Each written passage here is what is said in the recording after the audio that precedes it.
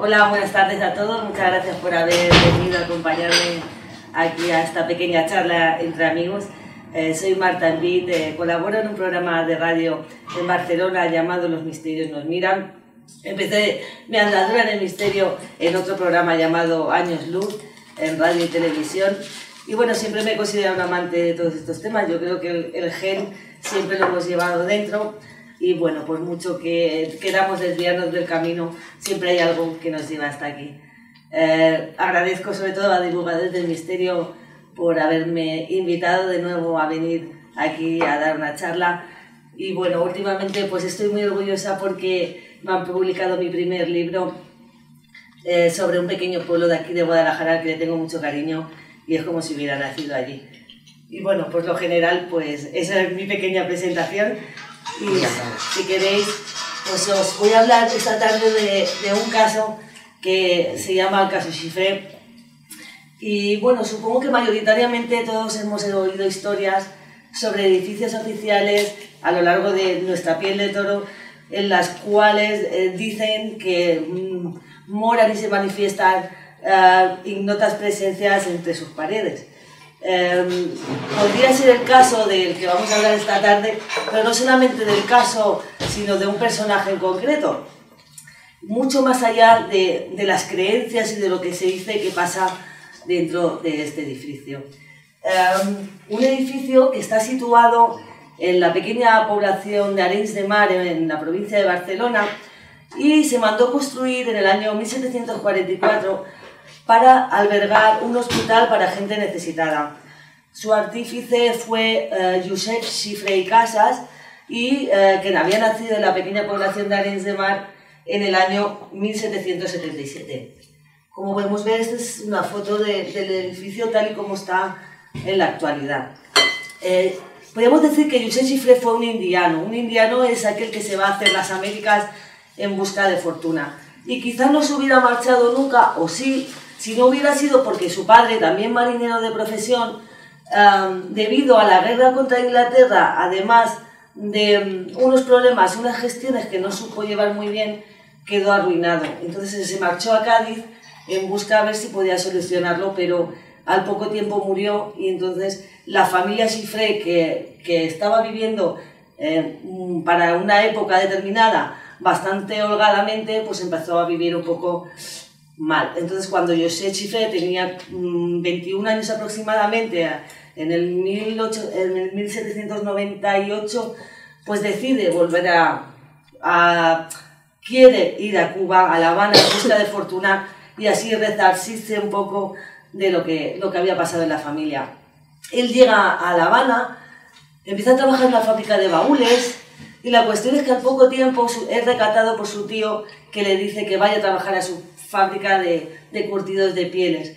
Allí, al poco tiempo, maneja muy bien el negocio y empieza a ganar dinero. Y él invierte en campos de café, de azúcar, y llega un momento que incluso le presta dinero a su tío para esa fábrica, compra maquinaria, porque era una persona muy avanzada en su época en cuestiones de maquinaria.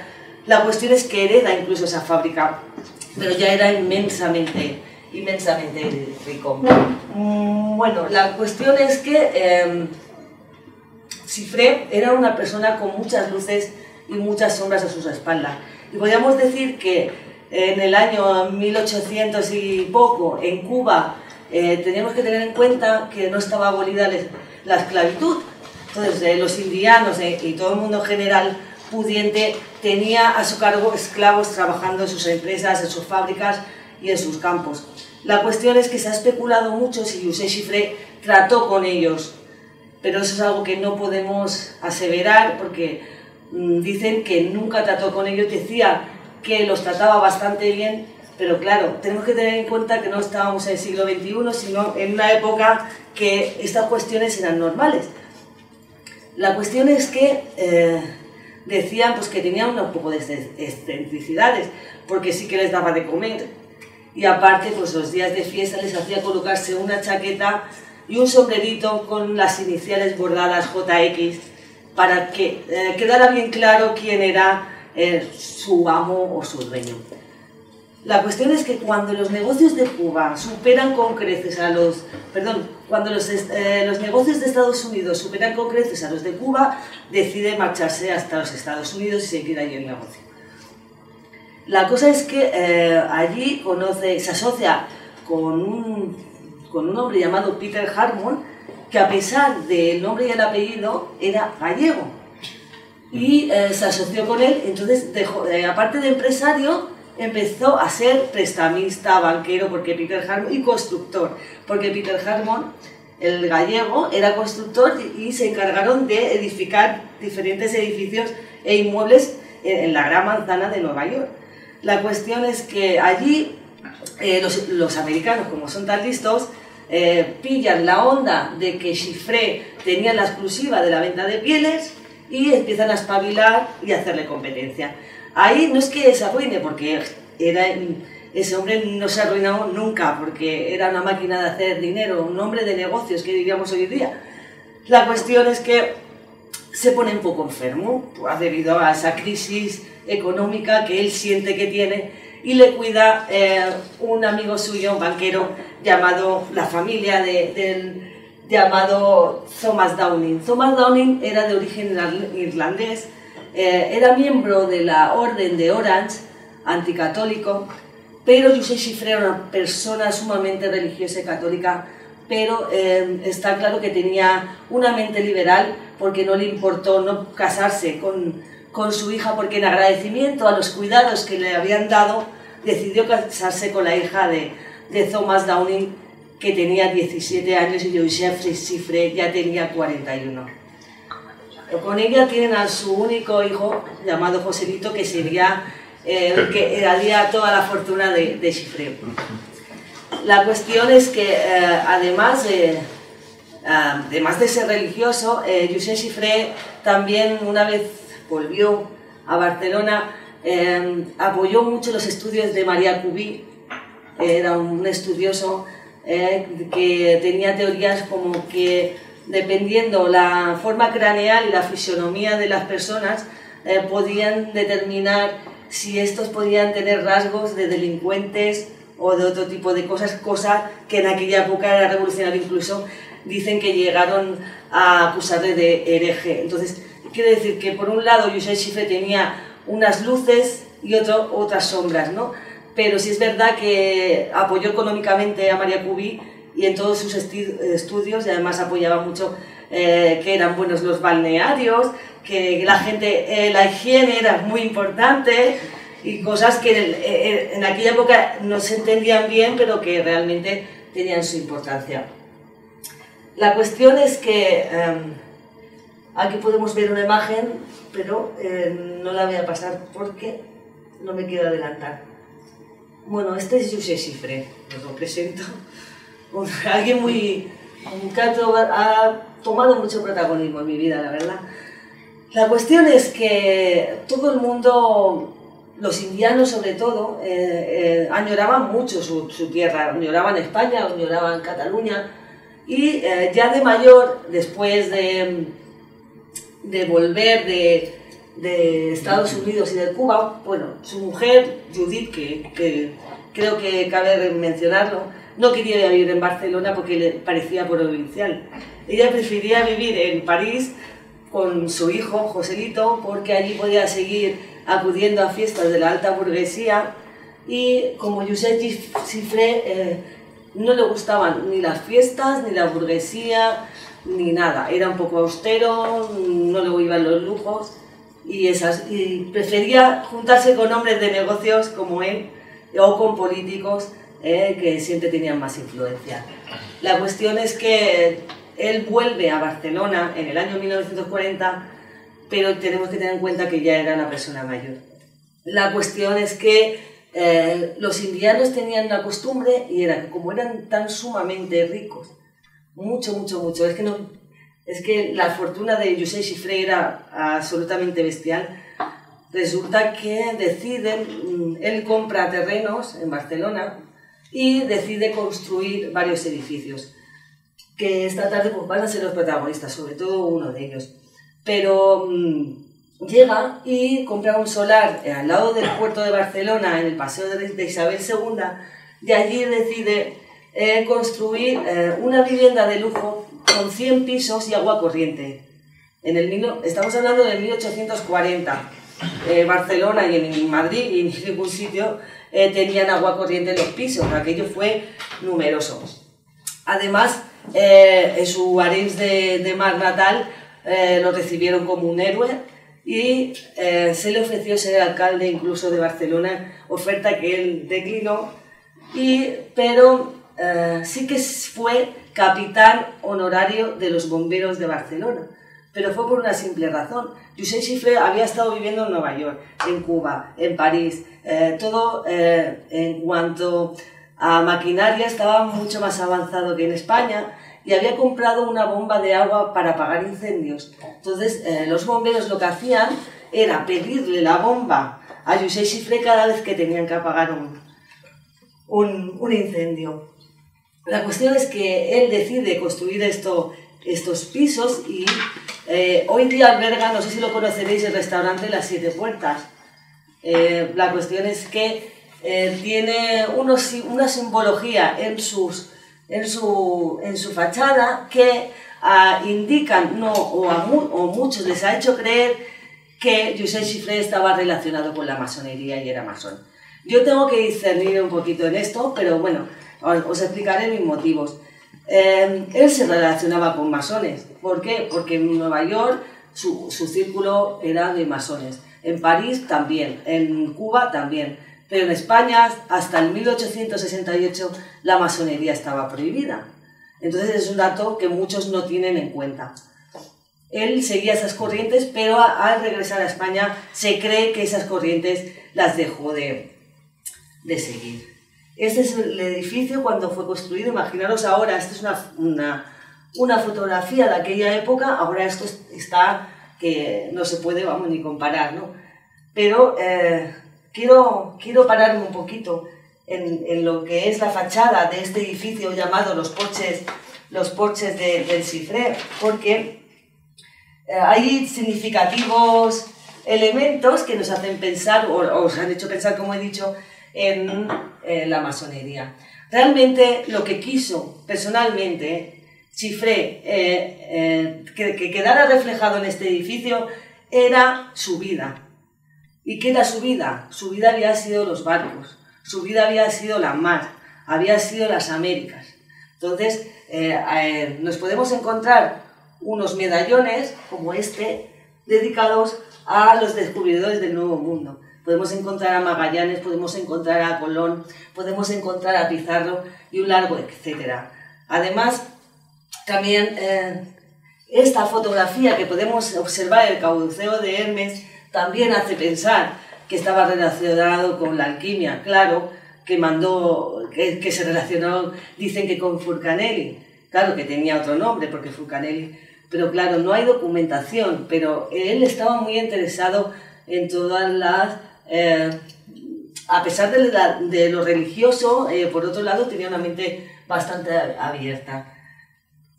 La cuestión también, que la gente dice que era masón, porque este reloj es el que corona la fachada principal del edificio de Isabel II. Es un reloj que veis que le faltan números, y claro que si los sumamos nos dan un número 33. En simbología, el 33 en masonería es un número mágico y clave, pero realmente yo creo que Xifré quiso solamente reflejar su vida y quizá pues la mar. También podemos encontrar los 12 signos del zodíaco allí reflejados, pero bueno, yo creo que no fue masón, pero sí que se relacionó con ellos. Pero aparte del edificio de las 7 puertas, mandó construir otro en su Arenys de Mar natal, que es el edificio Hospital Xifré. Es un edificio con forma cuadricónica, con aires del neoclásico, de la burguesía de la época, como bien dicho, fue mandado construir en el año 1844, se acabó en el 1846 y en el 48 lo donó a su tierra, a su pueblo natal.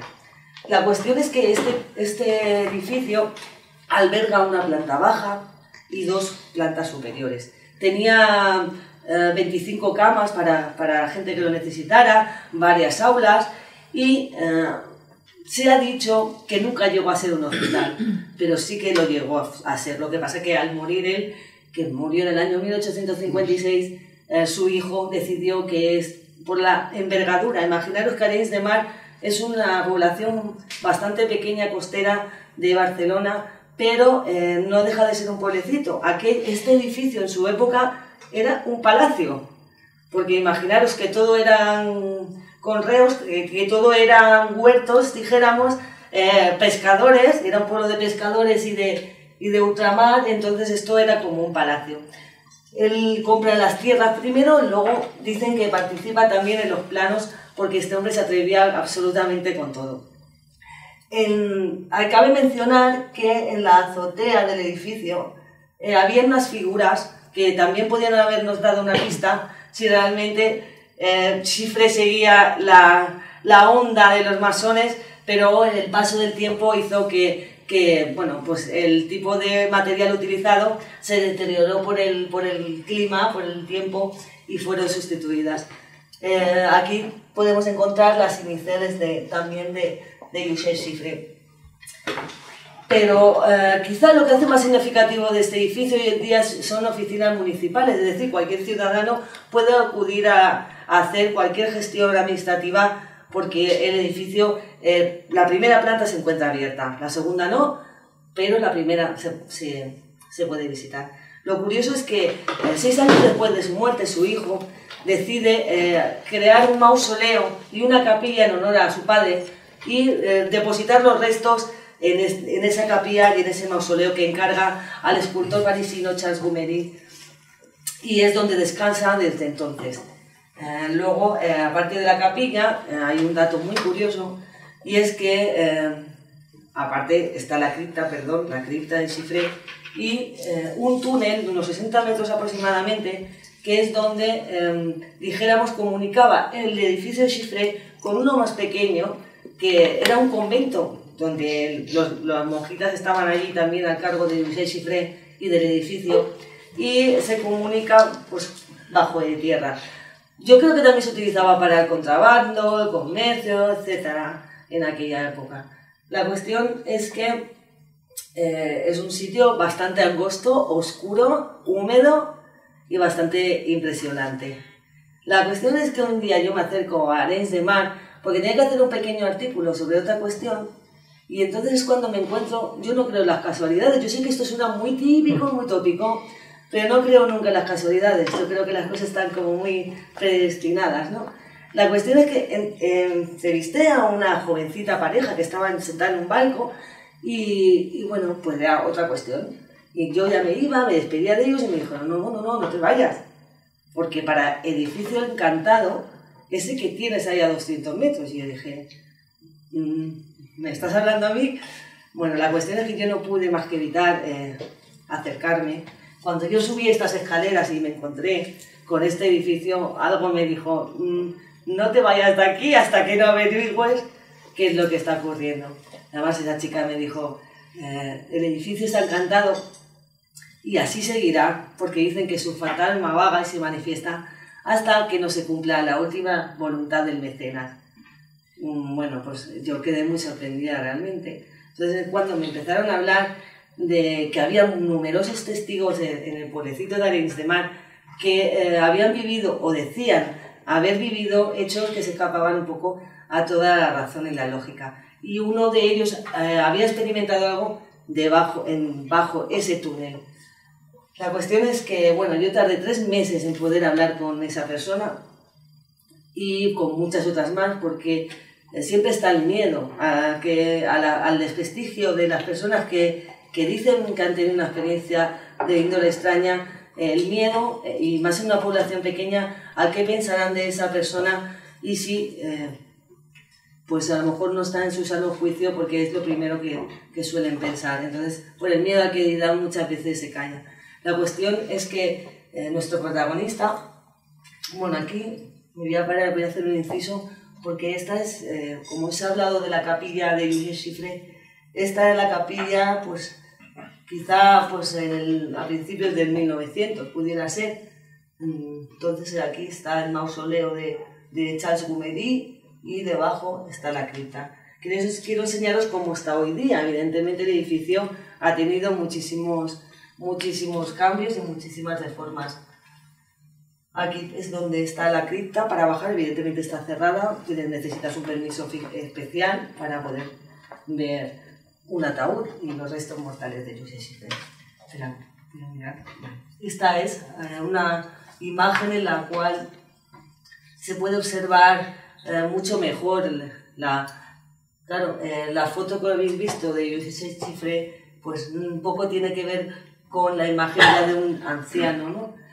La cuestión es que este testigo del que os hablaba, que es quizá el que más atención paró en mí, porque tardé 3 meses en poder localizarle y que me contara su historia, se llama Carlos Rodríguez. Carlos Rodríguez llevaba 6 meses solamente trabajando en Arenys de Mar.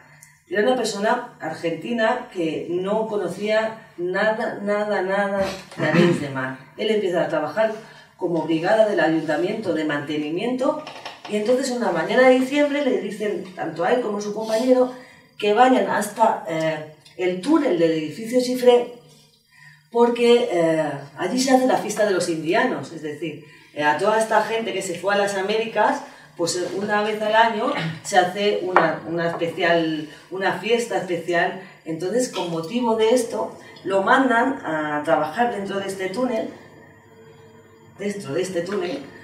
que ya podéis haceros una idea, esto es un trozo del túnel, para que cambie unos portalámparas.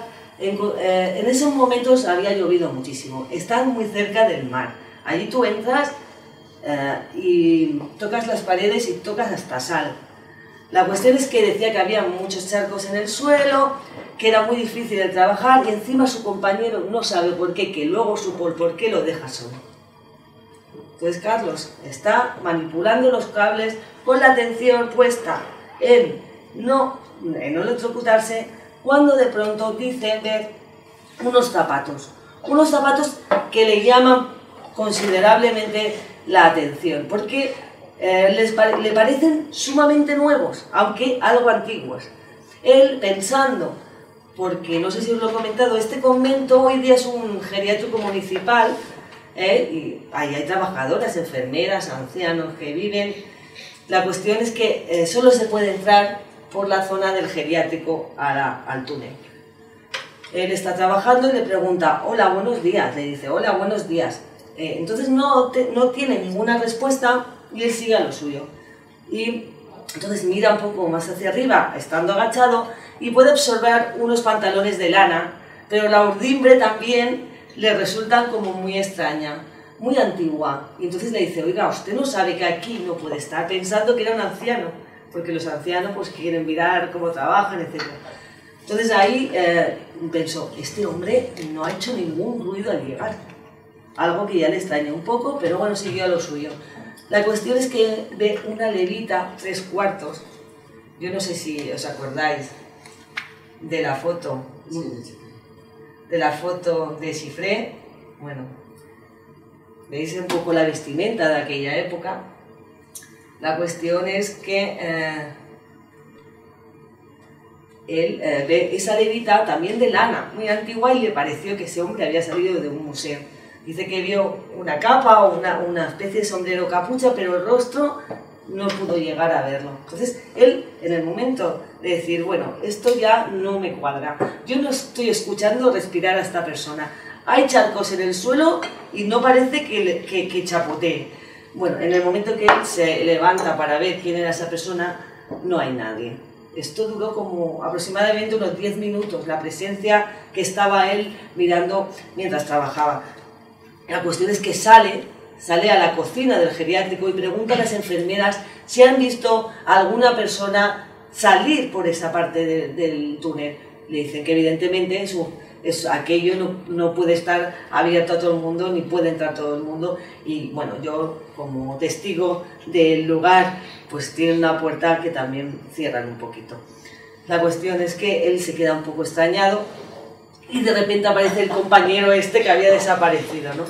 Y este compañero es curioso porque él se queda un poco afectado porque le dice, ¿tú?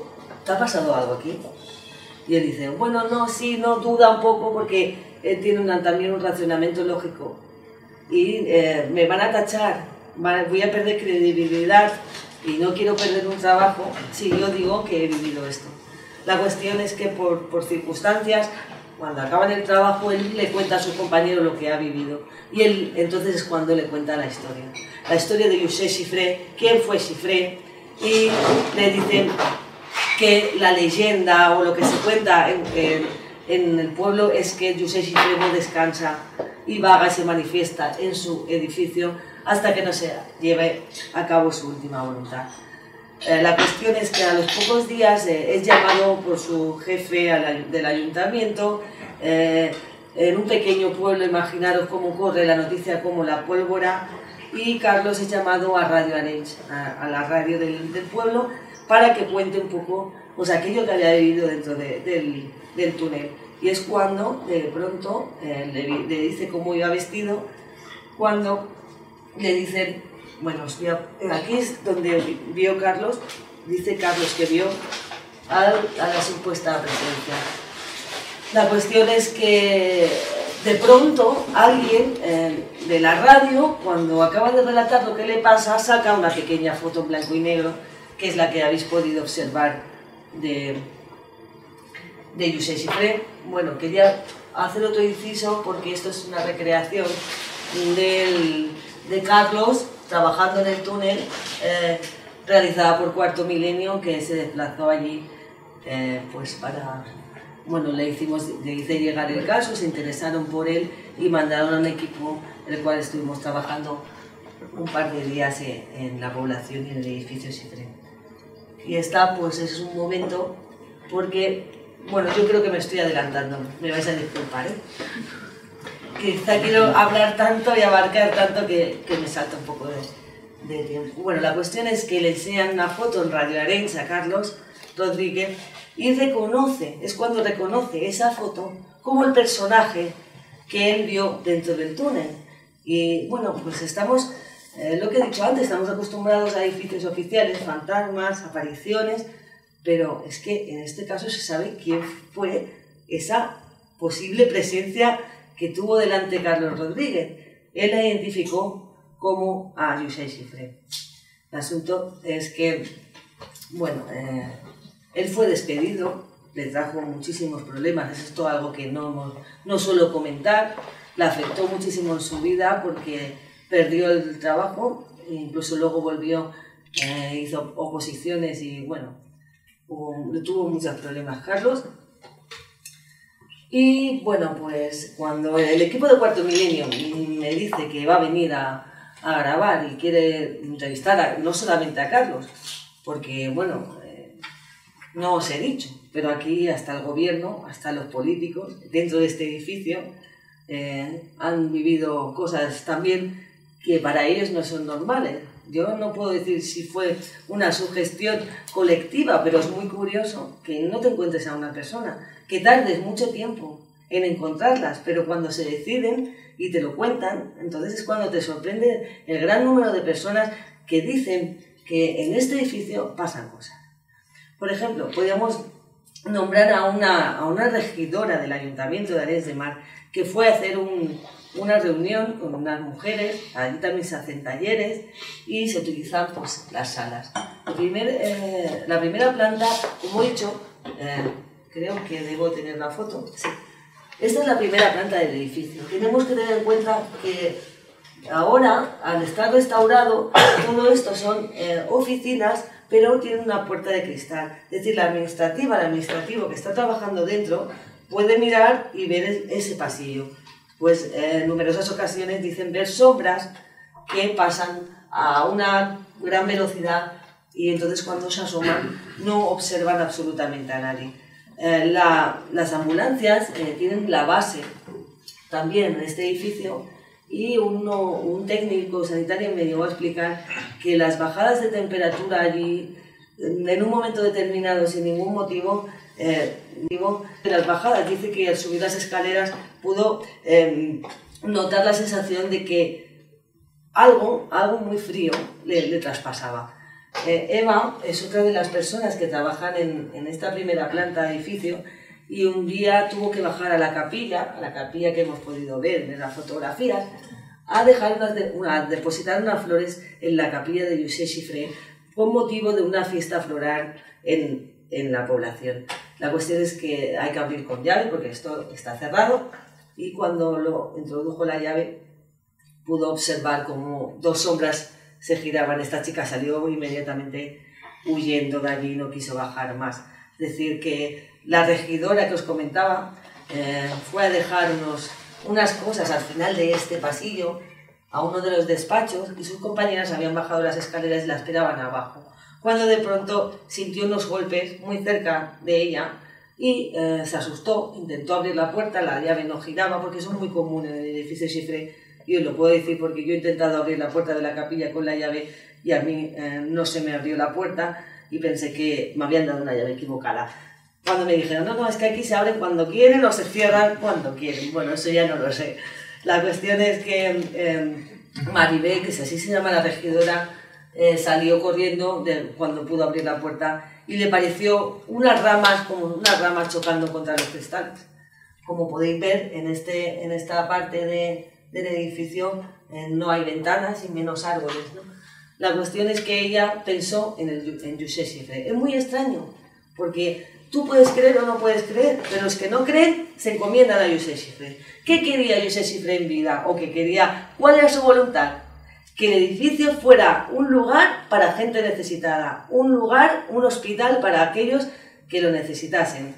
Entonces, como aquí está la base de las ambulancias, en este despacho en concreto, es una asociación para niños autistas, en los cuales se les ayuda mucho. A muchos a mí no me dejaban grabarles, no me dejaban entrevistarles, me negaban por completo que existiera nada o que hubieran visto nada. Pero siempre me decían, yo no creo, no me ha pasado nada, pero yo sé que Josep Xifré está aquí porque nos echa una mano, porque yo como hago el bien, yo ayudo a los demás, pues es como nuestro guardia de seguridad, ¿no? Es curioso porque fuera de la población nadie conoce este caso, ni a Josep Xifré. Porque yo siempre digo una cosa, si Josep Xifré hubiera sido americano, estadounidense, hubiera sido europeo de Inglaterra, esta persona hubiera tenido su lugar en la historia. Pero fuera de Arenys de Mar y de Barcelona, en un sector muy concreto, está olvidado. Fuera de los sucesos paranormales, que es lo que yo vengo a explicaros realmente, la historia de quién había sido Josep Xifré y qué desencadenó después. Porque yo primero llegué a los sucesos paranormales, pero luego me encontré a un gran personaje de una época que realmente era algo fuera de lo común. Bueno, pues como bien decía, mira, esta foto es que yo pude entrar a la cripta porque no puedes entrar a la cripta. Tú puedes entrar a la capilla, ver su mausoleo, que es precioso, por cierto, pero con el equipo de Cuarto Milenio pues nos pudimos bajar a la cripta y empezamos una serie de experimentaciones con el equipo. Aquí se quedó solamente, bueno, porque cabe decir que el equipo que mandó el programa de Cuarto Milenio fue Carlos Largo, Clara Tauces y el científico Manuel Martín Loeches. Manuel fue enviado mayoritariamente para no desmontar a Carlos, no desmontar al testigo, sino determinar que lo que vio Carlos dentro del túnel quizá tuviera una explicación razonable. Y como científico que es, iba a hacer una serie de pruebas a Carlos para saber si era cierto o no era cierto lo que vivió. Entonces, aislamos a Carlos en la primera planta y Manuel le puso una serie de electrodos para bueno, pues mirar su temperatura, constantes vitales y además le puso un detector de mentiras. Pensar que Carlos estaba dentro del túnel, lo dejamos en esa primera planta y no se podía mover porque tenía un ordenador.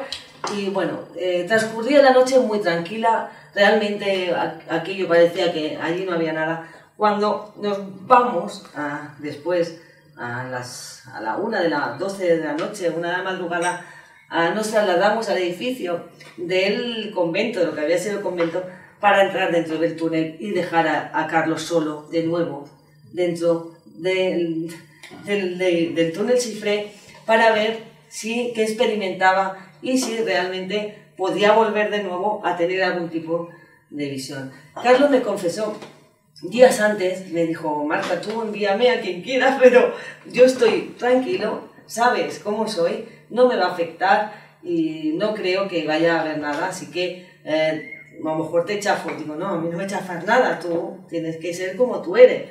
La cuestión es que cuando nos trasladamos al túnel, pues Manuel le llena de cables, de electrodos, y lo dejamos pues solo, de nuevo a oscuras, completamente dentro del túnel. Colocamos unos volumétricos, bueno, pues el aparataje que se lleva en cuestiones así.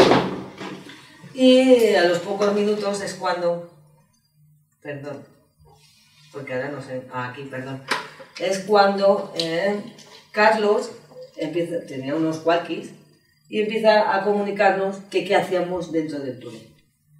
Entonces Carlos Largo le dice: mira, Carlos, nosotros estamos fuera, no hemos entrado en ningún momento y nosotros no estamos. Es que estoy sintiendo pasos.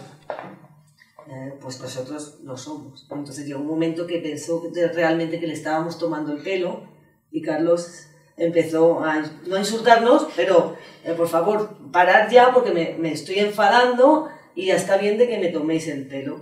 Entonces en ese momento los volumétricos empezaron a sonar y pensar que este túnel tiene 60 metros de profundidad. ¿Hay una rata? ¿Hay un animal? No lo sé, pero personas físicas no. Los pasos se sucedieron, los volumétricos siguieron sonando y en un momento determinado, cuando ya llevamos una media hora a 3/4 de grabación con Carlos dentro aislado, nos dice que se siente muy mal, que tenemos que entrar a buscarlo porque ya no puede aguantar más. Entonces acudimos a él y se puso a llorar. Ese momento, para Carlos, es una persona muy afable, bonachona, pero es muy grande. Pero todo lo que tiene de grande lo tiene de amor. Pero cuando tú ves a una persona de esas características derrumbarse, es cuando aquí qué ha pasado, ¿no?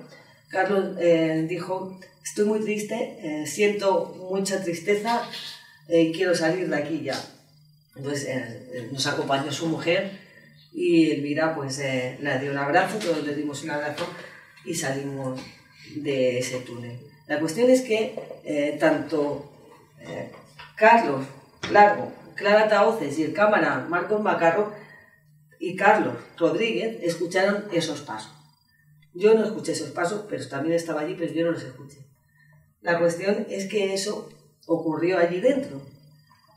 Pero no solo ocurrió eso, sino que llegamos nosotros y se quemaron los interfonos y ya no podían comunicarse dentro del geriátrico. La cuestión es que cuando acabamos de esta experimentación se rompió una tubería y empezó a inundarse también el geriátrico. Es decir, que al día siguiente éramos nosotros los conocidos, no por el fantasma, sino porque habíamos llegado y todo empezó un poco a desarmarse. Y bueno, pues este es Lluís Xifré, esto es la historia del indiano mecenas que mandó construir su edificio. ¿Qué ocurre dentro del edificio Xifré? No sabemos qué ocurre, no podemos dar una respuesta a eso. Yo sé que he llegado a un personaje que realmente merece su lugar en la historia, que Carlos, las pruebas que le hizo Manuel Martín Loeches no pudieron dar una respuesta porque Manuel venía a desmontar un poco la historia de Carlos Rodríguez, no pudo decir que Carlos mentía y determinaron que Carlos Rodríguez no mentía. Él había vivido esa experiencia dentro del túnel y del edificio Xifré. Yo solo, lo único que puedo decir para finalizar es que espero que Josep Xifré esté descansando en paz, que quizá fue un toque de atención para que se le volviera a reconocer o dar un lugar. Y bueno, pues si queréis visitar un día Arenys de Mar y el edificio Xifré, yo estaré encantada de poder enseñároslo, más allá de los sucesos paranormales que dicen que allí pasa. Muchas gracias.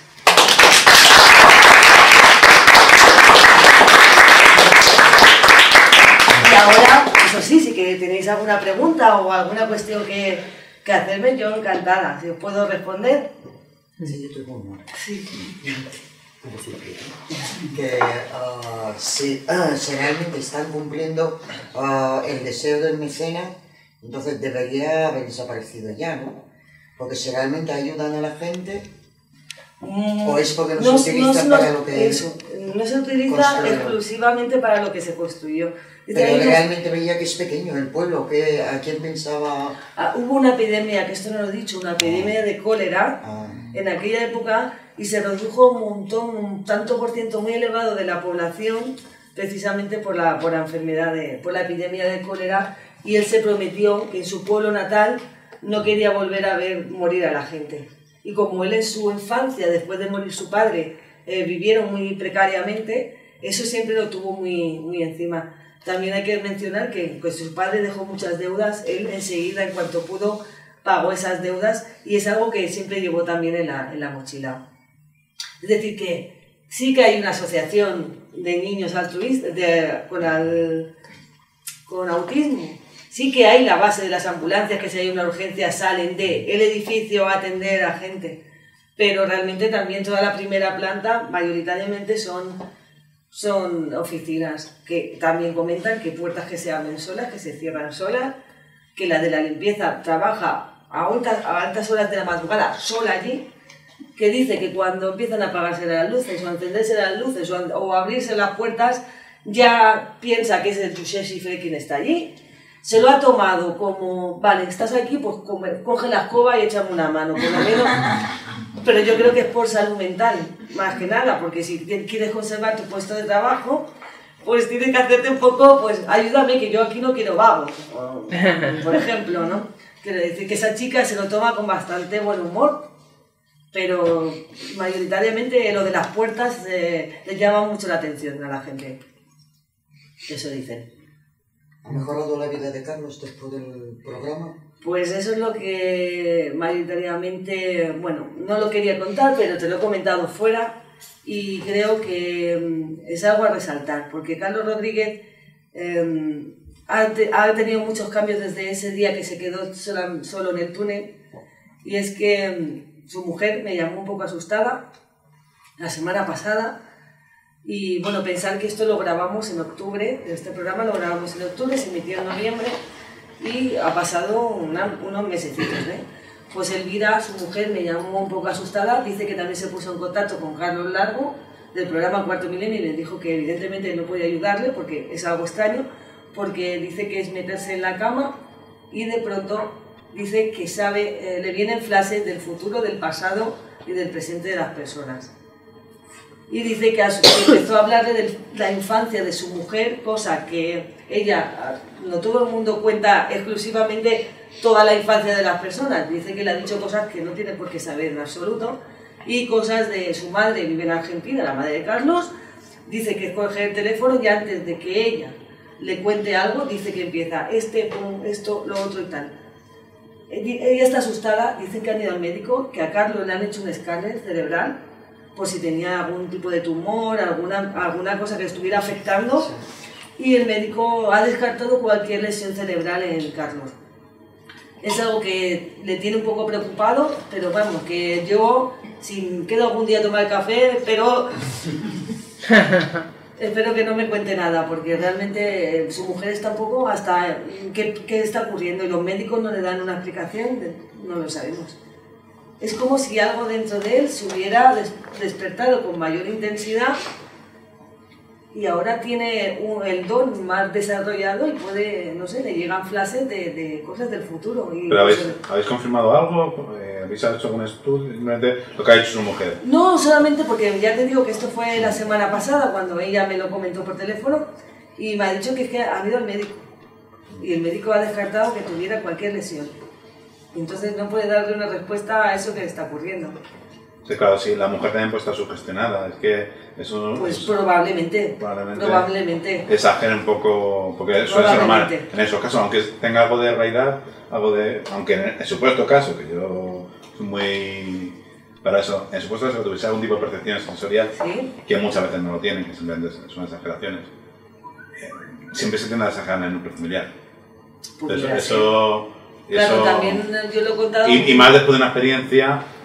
Un poco traumática. Sí, porque la primera vez no fue traumática porque él no pensó en ningún momento que pudiera ser una presencia extraña, pero la segunda vez... Por lo menos es estresante, porque de luego lo que está claro es que el hombre se estresó. Muchísimo, muchísimo, se estresó. ¿Hubiese o no hubiese nada allí? Muchísimo, se estresó. Claro, pudo afectarle evidentemente y mucho. Y eso pues a lo mejor quizá la ha marcado. Así que puede ser tranquilamente. A falta de más estudios, conocimientos y investigaciones. No, claro, que no puede decir nada. Hay cosas que, claro, más que nada es exponer que me sorprendió que su mujer me contara eso. ¿Y se grabaron los pasos en el vídeo? Dicen que sí, pero que luego al revisar el material dicen que no estaba. Porque Marcos Macarro, que es uno de los cámaras de Cuarto Milenio, dice que mientras él estaba grabando, estaba escuchando esos pasos. Pero que luego una vez... En la cinta. No. Clara Tauces también se quedó solo en la cripta donde está el ataúd. Y bueno, en el programa puso unas posibles incursiones psicofónicas. Yo también las puse en el túnel y también parece ser que se registraron algunas cosas, pero bueno, no las he traído. Con lo cual es un tema aparte, pero vamos, no deja de ser un lugar muy curioso porque un túnel angosto, húmedo, frío y oscuro no deja de llamar mucho la atención, la verdad. Lo que no es lógico es que este señor Cifré permanezca ahí, porque son muchos años. Si este señor está ahí es porque su vida, su fortuna no fue tan maravillosa, es decir, no la consiguió con su trabajo y su esfuerzo, posiblemente explotando a los demás. Porque no es lógico que se vaya a trabajar a la fábrica de su tío se arruine y él se haga millonario. No, o sea, dejó en herencia. Sí, pero después. Sí. Antes él ya era rico y presta dinero al tío. Sí. Tú has hablado de esclavos, claro que sí. Posiblemente este hombre trabajó con esclavos. Sí, tenía un gran número de esclavos a su cargo. Exacto. El tener esclavos significa que estás aprovechándote de los demás. Desde luego. En aquella época no se veía así. No, es eso. Ahora sí. Claro. Pero no es este señor el que está ahí dando la lata, sino todos los que le acompañaban a él, que son los que no le dejan vivir, los que no le dejan descansar. De todas maneras, claro, es como, claro, es que me está grabando varias cosas. Claro, yo puedo tener también una opinión personal de quién fue Cifré. Yo he dicho que era un personaje con muchas luces, con muchas sombras. Evidentemente la parte de Cuba, esclavos, etcétera. Evidentemente hay una única biografía de Josep Cifré escrita 10 años después de su fallecimiento en el 1956 y lo ponen como la persona más maravillosa del mundo. Él no había tratado con esclavos, que los tenía a su cargo, que los trataba muy bien, les daba de comer. Está bien. Si no se le moría. Que en alguna ocasión intentó liberarlos, dejarlos libres, pero que la gente que tenía a su cargo, es decir, administradores, lo que podía ser un administrador, un contable, alguien que estaba de su mano derecha, le decía que cómo iba a hacer eso. ¿Cómo iba a hacer eso si él era el mejor de los amos que había en el mundo? Entonces decía, bueno, pero si yo quiero dejar libre a esta persona que trabaje donde él ya quiera, pero claro, eso es una biografía, escrito 100 años después de su muerte por alguien que quizá es de Arenys de Mar y que le caía Josep Cifré genial, o que conoció a su hijo, que su hijo evidentemente no siguió los pasos de su padre, vivió la sopa boba, porque si eres un multimillonario que no se te va a acabar el dinero nunca, pues evidentemente antes de construir y de tal y de ganar dinero prestando dinero, pues su hijo no siguió los casos. El nieto, que es donde se acabó la estirpe, porque encima debemos pensar que las mujeres, si tenías hijas, ya no heredabas, y la saga o la estirpe acababa en el momento de que solamente tuvieras hijas y no hijos varones. Su nieto, Josep Cifré Hamel, sí que trajo la teosofía a España. También trajo a un alquimista para intentar, te puedo decir, la piedra filosofal, y ya era algo más espiritual y más innovador que su abuelo realmente. Pero evidentemente... Pero lo que no entiendo es que después de ir allí Cuarto Milenio, que no es por criticar, pero siempre hacen lo mismo. Van, observan, los ven, no, los sienten, pero no hacen nada por ayudarles. Tampoco hicieron nada aquí. No. Vimos en Cuarto Milenio el programa, y yo siempre digo lo mismo. ¿Qué adelanta Clara Tahoces con sacar psicofonías? Que no dicen nada. Hay que ayudar a esos espíritus que están ahí, que están perdidos. Este hombre, este pobre hombre que estuvo ahí 3/4 de hora o media hora, claro que estuvo rodeado de sombras, y las sombras siempre son negativas, y las sombras siempre hacen daño. Y a pesar de que tú dices que yo le vi también, que era un hombre muy bonachón, así se le veía muy bonachón, la verdad. Yo pensé lo mismo, pero ¿qué le manda a este hombre meterse en esos jardines? Es que lo curioso es que María Jesús, él me había comunicado días antes que estaba sugestionado, que estaba súper tranquilo, como diciendo... Es que no te esperes de mí una reacción, porque no voy a tener reacción ninguna antes que me dejéis sola ahí dentro. Pero las sombras son fuertes. Ese ambiente tan negativo, indudablemente, como decían aquí atrás, le afectó muchísimo. Sí, claro que y es lo que está sintiendo ahora. Todo aquello. Todavía es como el residuo, ¿no? Sí. La cuestión es que tenemos que pensar que este edificio, después de que... su hijo ya metiera otra congregación de hermanitas, pasó a ser un hospital de sangre durante la guerra y tal. Por este edificio han pasado infinidades de personas para ocuparlo en diferentes cosas. Incluso fue un albergue y luego un instituto. Quiere decir que debemos pensar que por aquí han pasado mucha gente. Mira. Al señor Cifré le importa un pimiento lo que hagan con el edificio. Le da lo mismo. Lo que le importa es salir de ahí, porque está tan esclavizado como los esclavos de la época en la que él estuvo en Cuba. Lo que hay que hacer es limpiar el edificio, no dejarle ahí. Por eso está ahí, porque no le dejan salir las propias sombras que hay en el edificio, que son las que perturbaron a este señor y son las que le van a molestar durante un tiempo, por haberse metido en su casa.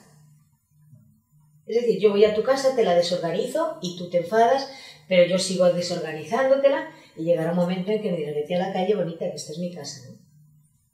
Como él se fue, pero se fueron con él y le van a hacer un poquito de daño, pero había que ayudar. Claro, porque remontándonos un poco a la época de Cuba, evidentemente un santo no debió ser. No trataban a las personas como personas. Es que así no se hace... No, los esclavos en esa época no eran personas.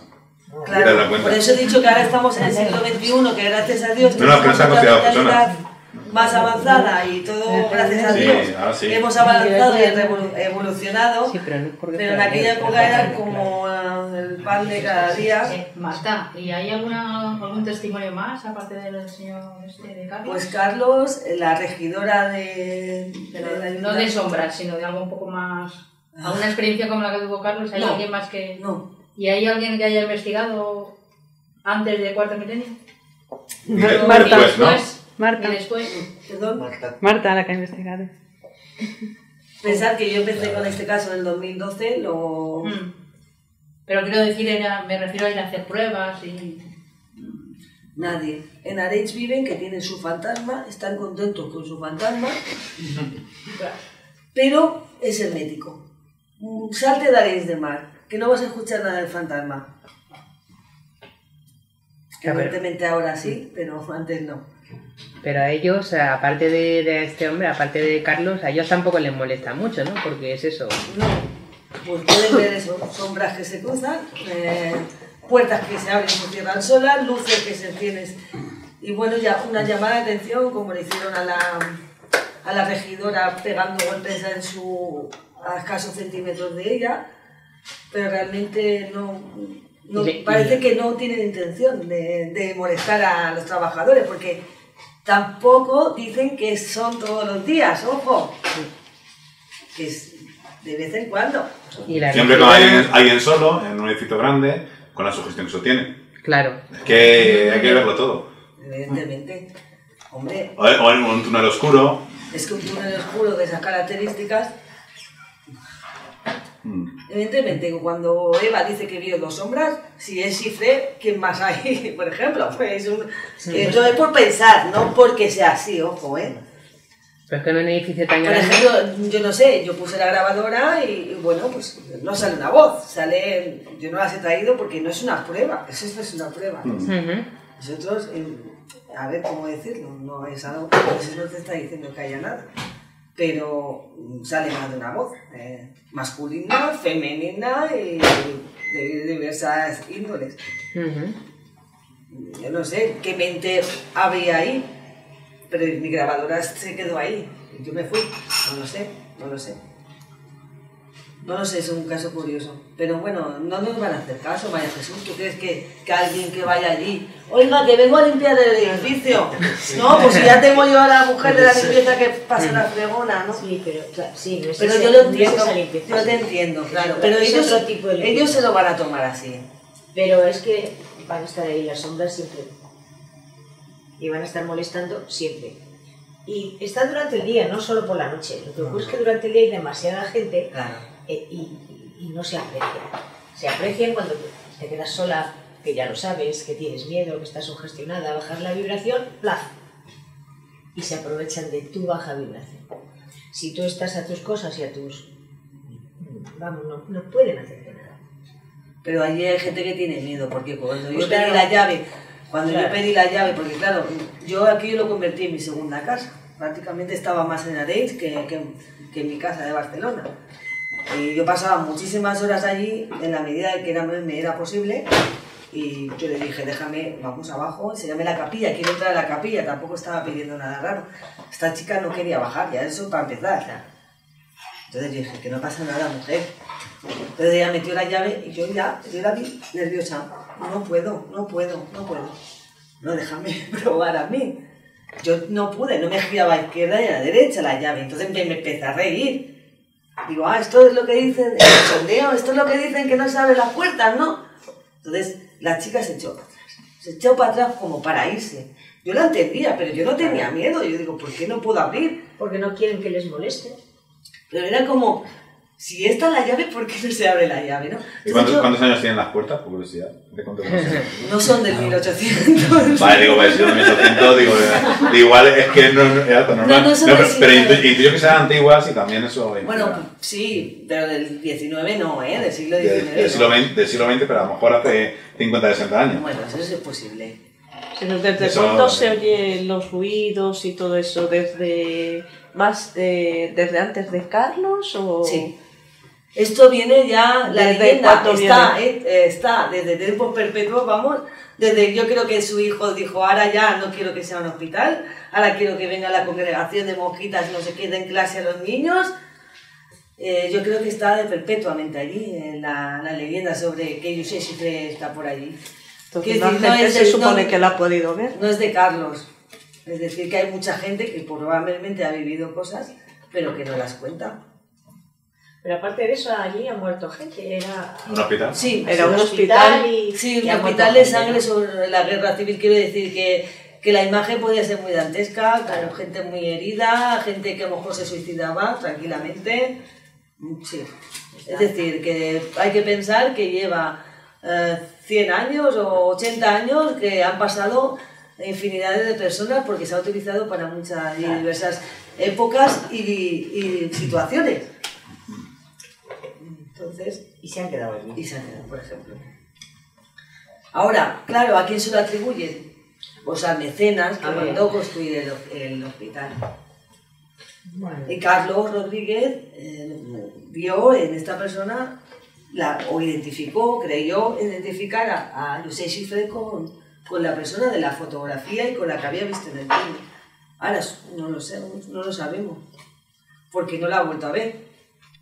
¿Y cuando vio Carlos la fotografía, enseñaste vosotros a él? ¿O? No, como fue invitado a Radio Arenys para que contara lo que había vivido allí, y entonces yo he tirado también, porque todas estas fotos, bueno, muchas de las fotografías son del archivo histórico, de Hugo Palau, y tengo que reconocer que conmigo se ha portado muy bien en mostrarme documentaciones y fotografías, y la sacaron del archivo histórico y se la llevaron.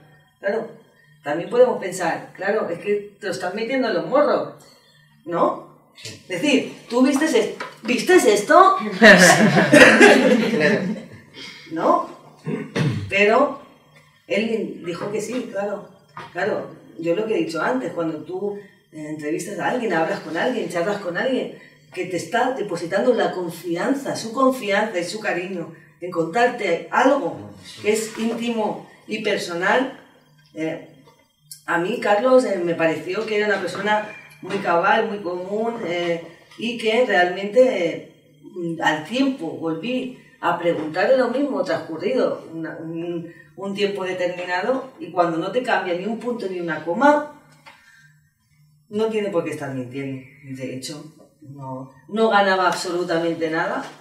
De hecho, Carlos no ha cobrado nada de Cuarto Milenio porque no ha querido. Y eso te tengo que decir bien claro. Así que Carlos Rodríguez no ha obtenido ningún beneficio de esto. Y realmente le dijo a Iker Jiménez que si estaba allí era porque yo, y su mujer y yo, le habíamos dicho que si quería que fuese. Pues eso te demuestra que no tiene por qué mentir, ni inventarse nada. Y creo pues que, claro, la reacción, evidentemente, de un equipo de televisión cuando pues todavía retrata más a cómo es una persona. Lo que me preocupa en exceso es ahora esto que le está ocurriendo, evidentemente. ¿Y cómo él dio a conocer su historia? O sea, ¿con quién habló? O sea, ¿cómo llegó...? ¿A sus oídos lo de José Xifré? No, sobre... O sea, a él le pasa esto... ¿Cómo llega a entrevistarle en una radio y empieza a hacerse público? Sí. Porque resulta que su compañero, cuando vuelve al túnel, porque su compañero, está claro que tenía un miedo, está claro, yo me voy de aquí. Sí, lo sabía. Lo sabía. Pero él no, porque llevaba solo 6 meses en el pueblo, era argentino, y no tenía conocimiento, ni quién sabía, no sabía quién era José Xifré, no sabía qué era el edificio Xifré, y no había escuchado en su vida leyenda alguna sobre que había un fantasma, posible fantasma, en el edificio. Era totalmente desconocedor de todo. El otro lo sabía, por sí. Y tenía miedo porque se comentaba que en la puerta del túnel habían escuchado muchas veces a una niña llorar. Claro, ahí no hemos conseguido nunca ningún testigo porque no quieren hablar las enfermeras, porque las enfermeras han vivido muchísimas cosas. Porque, las enfermeras te cuentan cosas de todo. No, pero no no quieren contarlo salvo en privado. Pero sí te cuentan todas. No, pero en privado tampoco. Tampoco. En privado no. Pero se habla de una niña llorando. Sí, lo que pasa es que, claro, de ahí a saber que hay detrás es lo complicado. Claro, y este hombre llevaba encima una niña llorando. Oye, ¿a ti no te ha pasado nada ahora trabajando? Y el otro, sí, no, ¿qué hago? No quiero perder mi trabajo. ¿Se lo cuento? No se lo cuento. Salen del túnel, se montan en el coche y le dicen, oye, mira, me ha pasado esto porque yo no me lo puedo guardar. Y el otro, su compañero, se encargó no solamente de decírselo al alcalde, al jefe de mantenimiento, al regidor, a la regidora, en un pueblo, que es un pueblo, no deja de ser un pueblo pequeño, entre comillas, es como que corre en 2 días, lo sabe todo el mundo. ¿Has dicho que llevaba 6 meses trabajando allí? Sí, 6 meses. A mí me cuesta muchísimo creer que en 6 meses no haya escuchado ninguna historia aquella. Más siendo un sitio pequeño, que se conocen todos, que en 6 meses no haya escuchado nada de toda la historia del edificio, a mí Puede ser, no lo me sé. parece muy extraño. Es que no lo sé, puede ser Tampoco extraño. la gente es muy dada a contar cosas, ¿eh? A personas Pero ajenas... es una leyenda, digamos, del Sí, pueblo. pero a personas ajenas no tienes por qué comentar nada si no surge el tema, ¿no? A lo mejor este hombre su vida era muy íntima, no tenía mucha relación con nadie. Evidentemente no conocía a mucha gente. Claro, Claro, si era argentino no era de allí. No, pero si llevas 6 meses trabajando en el edificio... ¿te No, está no, del relacionado? edificio no. Ah, no. Ah, entonces no te entendí. Él era brigada de mantenimiento. Y le tocó Es decir, ahí. que lo mismo, te mandan al edificio ese día, Ajá. y porque Que iban a al evento celebrar a la donde fiesta sea. de los indianos, ¿sabes? Ya, Pero lo ya, mismo ya. luego te vas a otras oficinas para arreglar un enchufe. Esa era la primera vez que, en 6 meses, que le habían mandado a trabajar ahí. Él va por todo el pueblo, dijéramos, haciendo mantenimiento de las cosas que... Y él perdió el trabajo después de eso, pero la regidora no ha perdido el suyo. Ve, jefa, todo ahí. Y la regidora habló cuando Carlos contó su historia, antes del hospital. El edificio. Cuando Carlos animó, ella contó su experiencia.